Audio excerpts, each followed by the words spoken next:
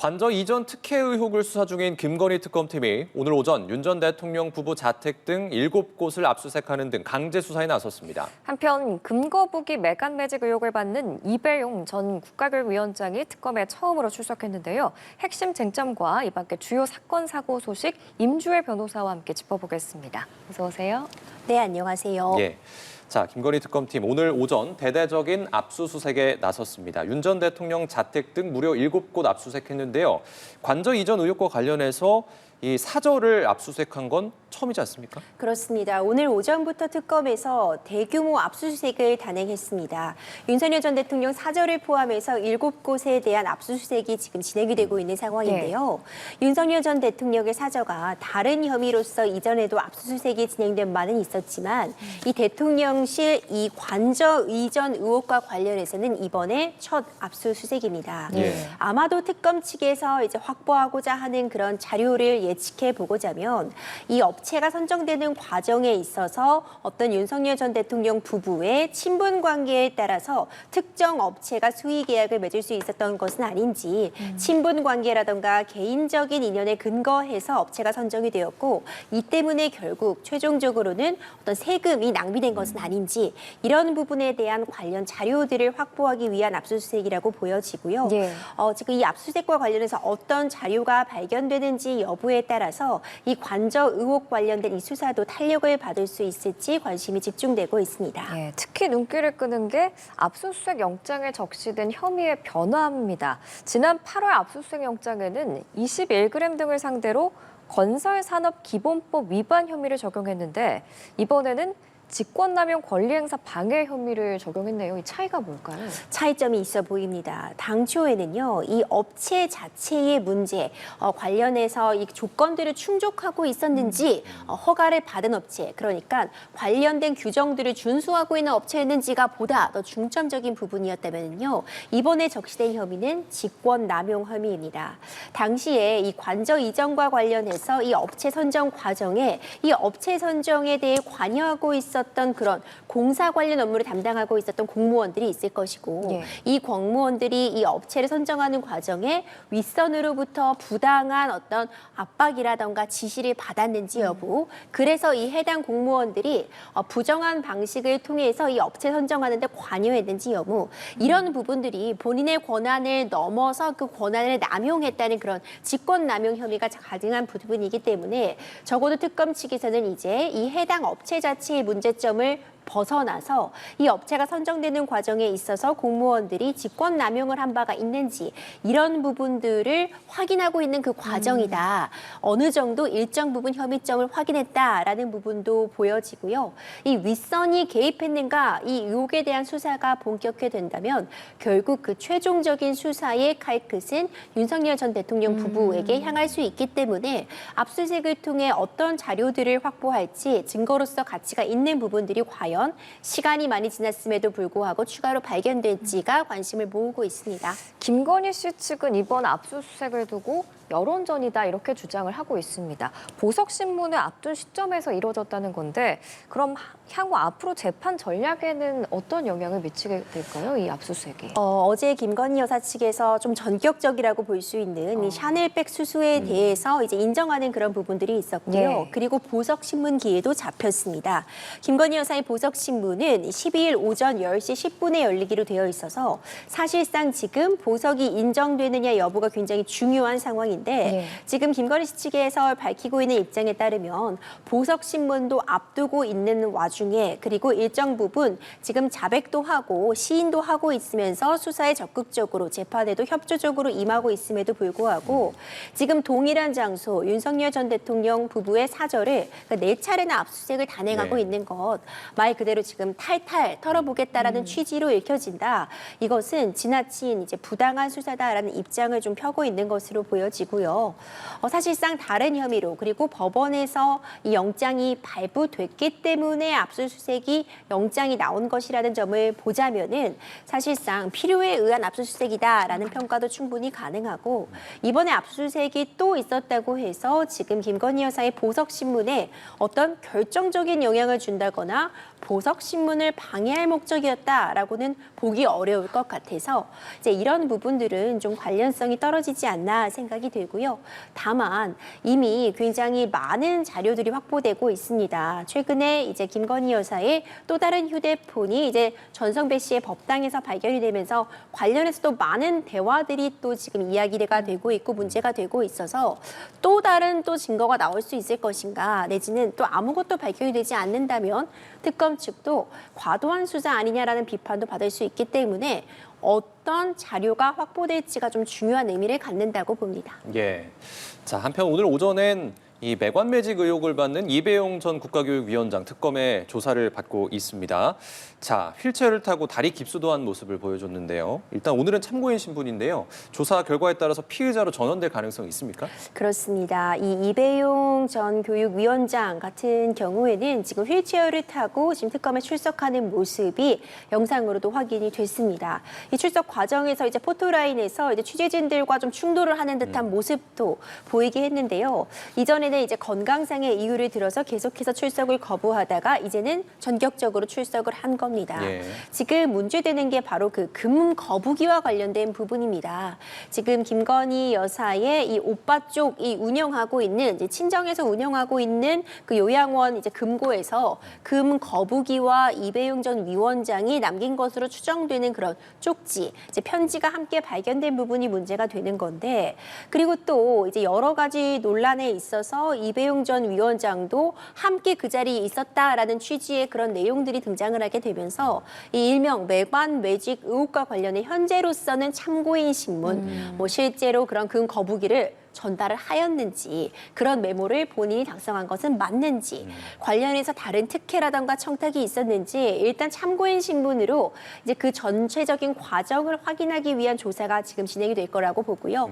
이제 경우에 따라서 특히 추가로 확보되는 자료들이라던가 오늘 얻을 수도 있는 그런 유의미한 진술들을 통해서 현재는 참고인 신분이지만 어떤 혐의점이 확인된다면 특검 측에서는 피의자로의 전환도 충분히 고려하고 있을 것 같습니다. 예, 알겠습니다. 이배용 전 위원장 조사 결과 지켜보겠고요. 다음은 정말 화가 나는 사건입니다. 위급한 환자를 태우고 이송 중이던 구급차가 경찰차에 가로막혀서 잠시 교차로에 멈춰선 일이 알려진 건데요.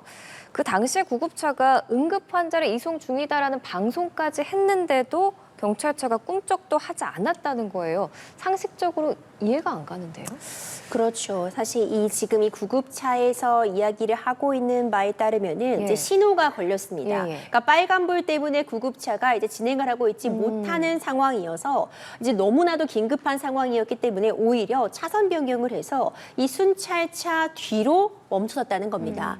순찰차는 조금 더 도움을 얻을 수 있지 않을까, 좀 길을 터준다거나 아니면 다른 방식으로도 도움을 얻을 수 있지 않을까 했는데 오히려 순찰차는 그대로 서 있었고요. 옆에 보시는 이 대형 버스가 이 신호 위반을 감수하면서라도 좀 빨간불임에도 불구하고 좀 앞으로 나와서 길을 비켜준 덕분에 이 구급차가 이 통행을 할 수 있었다라는 지적이 나오고 있는 겁니다. 이제 구급차는 사이렌도 울리고 있었지만 이 순찰차가 꿈쩍도 하지 않았다라고 주장을 하고 있고, 또 이에 반해서 이 경찰차 같은 경우에는 제대로 이 구급차의 존재를 인지하지 못했기 때문에 이런 일이 발생한 것이다. 그리고 오히려 이제 비켜준다면은 더 진행이 어려울 수 있는 상황이었기 때문에 지금 이 관련된 부분에 있어서 좀 지나친 비판은 피해달라. 만약 인지했다면 차량을 비키기보다는 이 구급차에 앞서가면서 길 안내를 도왔을 것이다라는 이야기가 나오고 있지만, 이 구급차와 관련된 부분은 우리도 항상 서로 배려가 필요한 부분이기 때문에 지금 비판의 의견이 나오고 있는 겁니다. 예, 말씀하신 것처럼 옆 차로에 있던 버스가 신호 위반을 감수하고 피해줬고요. 그곳으로 구급차가 이제 빠져나가서 응급실로 향했는데 안타깝게도 산모와 아기는 도착해서 얼마 지나지 않아서 근데 숨졌다는 소식이 전해졌습니다. 정말 안타깝습니다. 결국 이 산모와 아기가 숨졌다라는 이야기가 전해지고 있는데, 당시 상황을 좀 보자면 이제 자전거를 타고 가던 산모가 이 차량과 부딪히면서 굉장히 1분 1초가 급박한 상황이었다라는 소식도 함께 전해지고 있습니다. 이제 이런 상황에서 구급차가 조금이라도 더 빠르게 병원에 당도하려고 하고 있었던 그런 상황으로 보여지고요. 이 순찰차에 가로막혀서 어쨌든 이 진행을 좀 빨리 하지 못했다는 예. 부분이 많은 분들이 좀 비판의 대상으로 삼고 있는 것 같고 또 이제 무리하게 또 구급차를 피해주다 보면은 또 다른 2차 사고도 발생할 수 있기 때문에 안전하게 잘 바로 길을 푸하는 것이 매우 중요합니다. 네. 보통 이제 사이렌 소리가 들리게 되면 주행하고 있던 차량도 속도를 줄이고 최대한 길을 양쪽으로 벌려주는 모습이라던가 아니면 맨 끝 차선에 주행을 하고 있다면 길 밖으로 잠깐 비켜 서 있는 그런 모습들이 필요한데요. 정말 안타깝게도 산모와 아이 모두 목숨을 잃었다는 정말 안타까운 소식을 전하게 됐습니다. 네, 앞서 잠깐 짚어주셨지만 경찰이 당시 구급차를 제대로 인지하지 못했다면서 고의성이 없었다라는 입장인데 우리 법을 보면 긴급 자동차 진로 양보 의무라는 조항이 있습니다. 이번 사례의 경우에도 이 조항이 적용될 수 있는 건가요? 이 도로교통법에 해당 내용이 담겨 있습니다. 이제 긴급 자동차라고 한다면 뭐 소방차나 구급차와 같은 긴급한 상황에서 이용할 수 있는 그런 차량이라고 볼 수 있는데 이 긴급 자동차를 만나게 되면은 진로를 양보할 의무를 도로교통법상 모든 차량이 부여받고 있는 겁니다. 만약 이 긴급 자동차 진로 양보 의무를 위반한 경우 네. 그 위반 상황이 뭐 영상으로 남아 있다거나 추가적인 진술이나 CCTV 등을 통해서 이 확인이 되고 증명이 된다면 과태료 부과 등의 처분이 내려질 수 있음은 분명합니다. 이게 결국 산모와 태아가 사망한 사건으로 이어졌잖아요. 그렇게 되면 경찰기관 등이 민사상 손해배상을 책임질 가능성도 있는 건가요?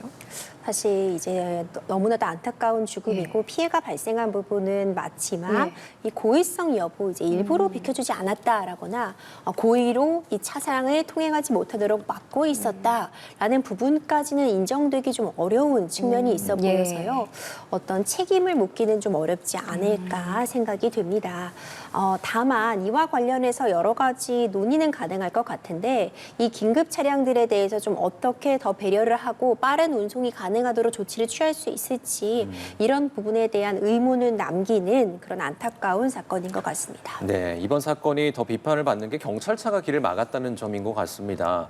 사실 이제 캠페인의 영향 등으로 대부분의 시민들이 긴급 차량에 대해서 길을 좀 양보하는 이 의식은 이제 좀 들어온 것 같아요. 예. 그런데 아직도 일부 차량은 길막기 행태를 하고 있거든요. 이것에 대한 처벌을 더 강화하는 게 조치일 수 있다라는 지적이 나오고 있는데요. 관련해서 어떻게 보세요? 그렇습니다. 앞서 살펴봤던 것처럼 긴급자동차의 진로 양보 의무가 도로교통법상 부여되어 있고 위반 시에는 과태료가 부과된다고는 하나 그런 긴박한 상황에 뭐 영상으로 다 남긴다거나 이 부분을 다 일일이 적발하고 처벌하기는 쉽지 않기 때문에 처벌이 쉽게 이루어진다 내지는 활발히 이루어지고 있다라고 보기는 어려울 것 같습니다. 다만 국민들의 인식 제고를 통해서 대부분의 이 차량을 운행하고 있는 국민들은요. 이런 긴급 자동차가 사이렌을 켜고 위급한 상황을 밝히면 잘 비켜주고 있습니다. 다만 만약 고의적으로라도 이런 차량 통행을 방해한다거나 예전에서 있었던 사안인데 이제 구급차와 이제 충돌 사고가 났을 때 이 사고 처리를 좀 요구하면서 긴급 자동차의 운행을 지체시켰을 때도 좀 이슈가 됐던 적이 있었거든요. 이 긴급 자동차의 운행과 관련해서 보다 좀 더 촘촘한 법규가 마련된다거나 이렇게 길을 막았을 때 적발이 되고 고의성이 인정이 된다면 과태료 부과 차원을 넘어서서 더 좀 강력한 제재가 필요한 것 아니냐라는 비판 좀 새겨들을 필요가 있는 상황입니다. 예. 자, 이 해당 공무원, 그러니까 경찰이죠. 이분에 대한 어떤 면책 가능성이랄까요? 이 부분은 좀 어떻게 보세요? 그렇죠. 사실 앞서 살펴봤던 것처럼 민사배상 문제랑 같이 연결이 된다고 보여지는 것 같은데 어떤 책임을 개인에게 구하기는 어려운 상황으로 보여집니다. 순찰차가 일부러 막았을 것이다라고 보기 좀 힘든 상황입니다. 예. 이런 긴급한 상황을 인지하지 못했다거나 지금 계속해서 사이렌이 옮겼음에도 만연히 비켜주지 않았다면 당연히 도의적인 책임은 져야 되는 그런 상황으로 보여지는데 이 상황이 어떠했는지를 지금 다 알 수는 없기 때문에 섣불리 언급하기는 좀 조심스럽지만 예. 그런 고의성, 그러니까 고의로 막고 있었다는 부분을 입증할 수 있을지는 좀 의문이 남습니다. 예, 알겠습니다. 다시 한번 긴급차 길터주기는 꼭 기억을 다들 해주셨으면 좋겠습니다. 다음으로 넘어갈게요. 이번에도 좀 차량과 관련한 사건인데 경기 김포의 한 아파트에서 벤틀리의 차주가 주차장 입구를 3시간 넘게 가로막아서 주민들이 큰 불편을 겪었다고 합니다. 이 차주는 왜 이런 행동을 한 건가요? 황당합니다. 굉장히 고가의 차량입니다. 예. 아파트 주차장 입구에 저 고가의 차량이 떡하니 주차가 되어 있습니다. 그러네요. 아하. 한눈에 보더라도 이제 입주민 전용 출구였는데 여기를 막아두고 있는 겁니다. 이 상황을 좀 살펴보니까요. 해당 아파트의 이제 정문 출입구가 공사로 후문으로만 통행이 가능한 상황이었다고 합니다. 그런데 이제 대리기사를 통해서 운전을 해서 이제 귀가를 하던 이 차주가 정문으로 통행을 못하게 하는 부분에 이제 좀 불만을 품고 대리기사에게 저 입구에 주차해놓으라라고 이야기를 하고 호련히 자리를 떴다고 합니다. 지금 이 후문에 주차되어 있는 차량 때문에 이 1900세대 아파트의 주민들이 들어갈 수가 없어서 발을 동동 굴렀다고 하는데요. 예. 이 3시간 반가량 이 주차장 입구를 가로막아서 주민들이 큰 불편을 겪었고 주민들이 이제 서로 좀 이렇게 길을 터주면서 다른 쪽으로 이제 안내를 받아 간신히 출입할 수 있었다라는 그런 이야기가 전해지고 있습니다. 예. 자, 결국 경찰이 차주의 가족에게 연락해서 차량을 이동하도록 조치했다라고 하는데요. 이런 경우 업무 방해죄에 해당합니까? 업무방해죄 가능해 보입니다. 이제 업무방해라고 한다면 지금 이 주차장, 아파트의 지하 주차장을 관리하고 통제하고 안전한 통행을 하게 할 그런 업무를 지금 이 관리사무소라든가 아파트 관리 주체에게 부여가 되어 있을 텐데 네. 그 업무를 방해한 부분은 분명해 보입니다. 이제 그렇기 때문에 업무 방해죄 그리고 이제 일반 교통 방해 등이 충분히 적용될 수 있는 사안으로 보이고 다만 아파트 내에 그런 도로였기 때문에 예를 들어서 우리가 통행을 하는 그 도로에 불법 주차가 되어 있으면은 네. 지자체에서 직접 그 차량을 견인해 가겠지만 이렇게 아파트 내에서 벌어진 상황 같은 경우에는 불법 주차다 즉각적으로 견인하겠다가 쉬운 상황은 아닙니다. 예. 또 고가의 차량이기 때문에 잘못 견인했다가는 뭔가 문제가 생기면 괜히 또 손해배상 책임의 대상이 될 수도 있어서 이 차에 손대기가 쉽지 않은데 그런 부분을 악용하는 것인지 이렇게 주차장 입구를 막는 이 무개념 차주의 그런 상황들이 종종 발생하고 있습니다. 예. 이전에도 이런 일들이 있었고요. 지하 주차장을 장시간 차로 막아두어서 통행을 불가능하게 한 경우에 업무방해죄가 적용이 되어서 벌금형을 받은 사례들은 쉽게 확인이 됩니다. 예, 이 퇴근길이었습니다. 굉장히 저라도 화가 많이 날 것 같은데 입주민들이 정말 불편을 많이 겪었을 것 같아요. 자, 주민대표회의나 관리사무소 차원에서 뭐 민사상 손해배상 청구할 수 있는지 이 부분도 궁금하고요. 뭐 아파트에 관리 규약이라는 게 또 있지 않습니까? 뭐 별도의 제재나 과태료 부과는 가능할까요? 이제 아파트 관리 규약이라는 게 있어서 주차 질서 위반 차량에 대해서 어떻게 제재할 것인지가 그 관리 규약에 나와 있습니다. 예를 들어서 뭐 2대까지는 차량 등록을 할 수 있는데 그 이상은 추가로 돈을 부과하게 한다거나 아니면 몇 대 이상까지는 아예 등록이 불가능하다는 등 네. 이 주차 질서 관리를 위해서 규약을 마련해 두고 있을 것이고요.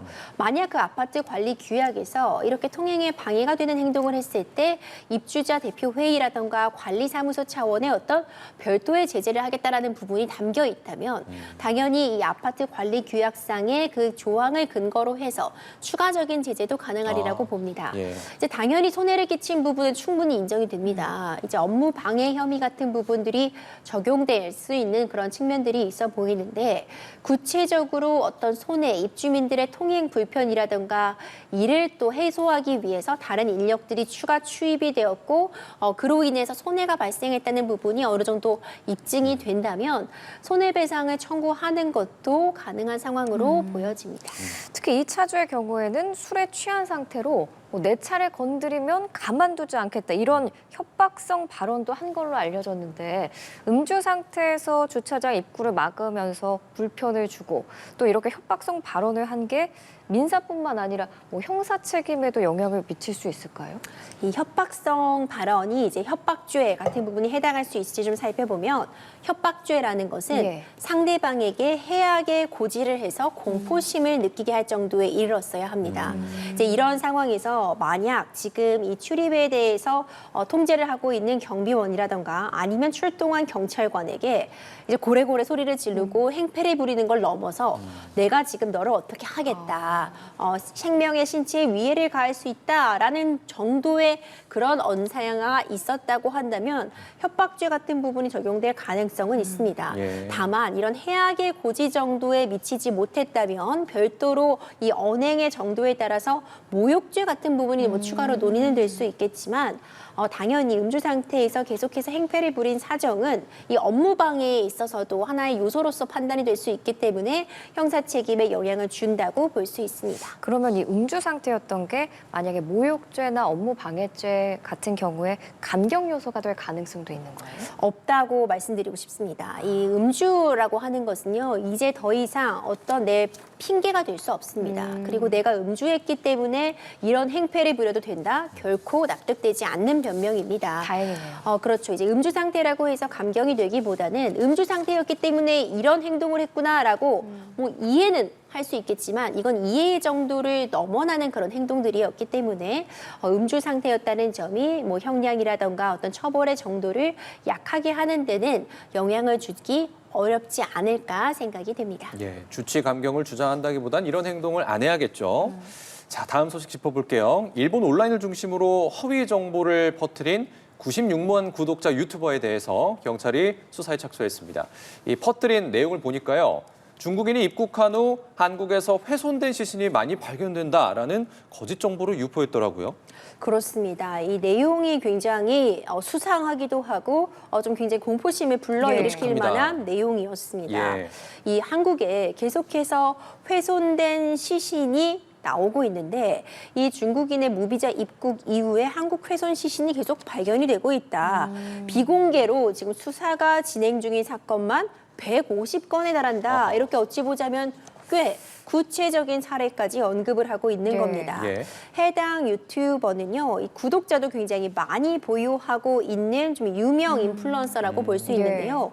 96만 구독자를 보유하고 있어서 예. 이 파급력이나 영향력도 상당할 것으로 여겨지고 있어서 이것이 우리나라에 굉장히 영향을 줄 수도 있다. 한국에 방문하려고 하는 관광객들에게 지나친 공포심을 심어줄 수도 있고 그리고 국익에 저해되는 발언이 있기 때문에 제재해야 된다는 의견이 힘을 얻고 있습니다. 왜 이런 행동을 한 건지 궁금한데 현재 경찰이 이와 같은 허위 정보가 국민 불안을 조성하고 또 사회 혼란을 초래할 뿐만 아니라 국가 이미지도 훼손한다고 판단하고 수사에 착수를 했습니다.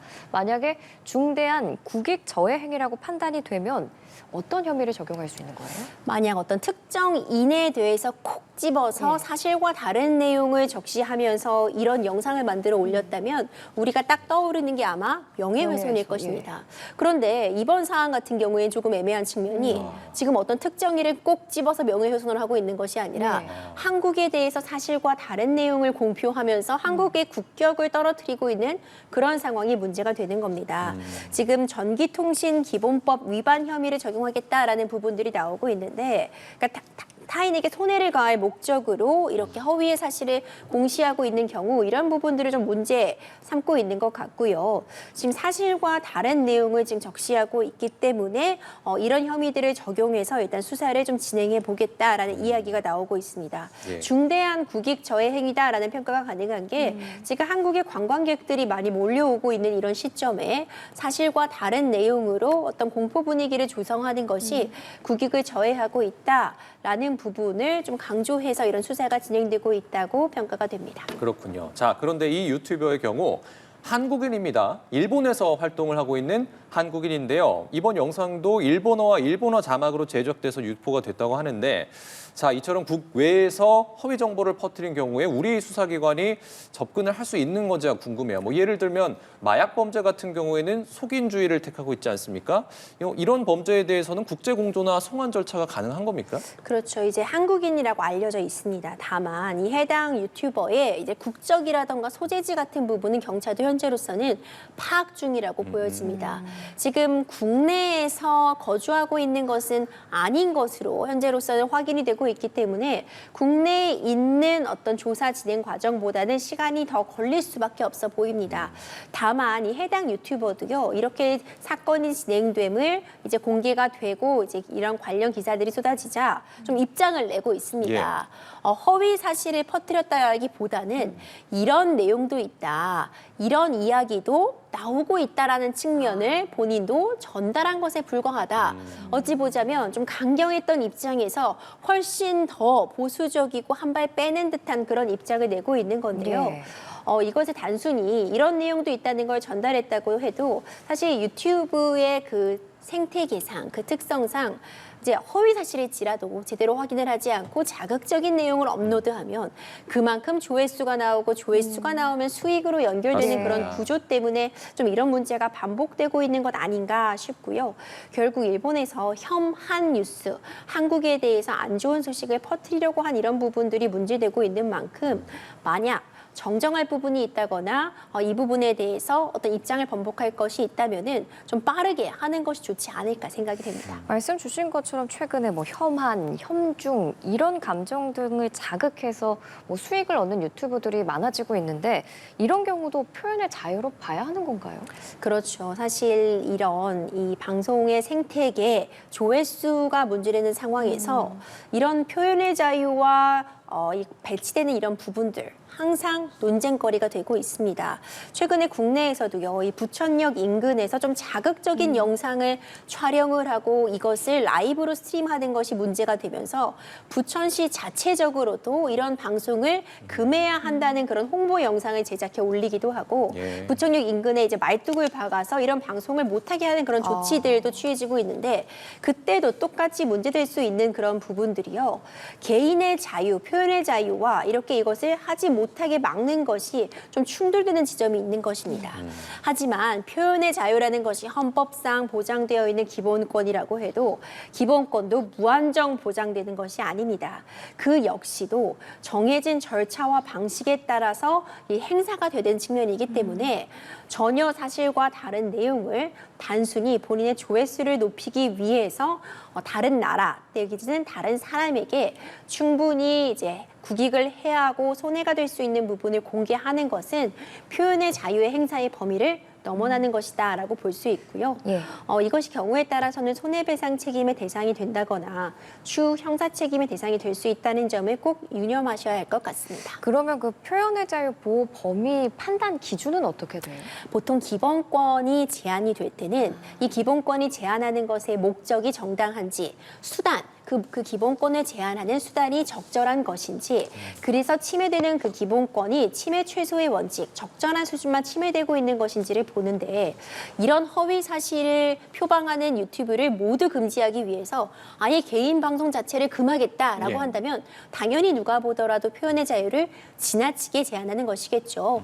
다만 알려지지 않은 사실에 대해서 이것이 마치 사실인 것처럼 엄연히 허위의 사실을 사실인 것처럼 확인된 사실처럼 적시하는 부분에 대해서는 표현의 자유를 주장할 수 없도록 하는 그런 대항 반항들이 제시되고 있습니다. 알겠습니다. 여기까지 듣겠습니다. 오늘의 사건 현장 임주혜 변호사였습니다. 잘 들었습니다. 고맙습니다.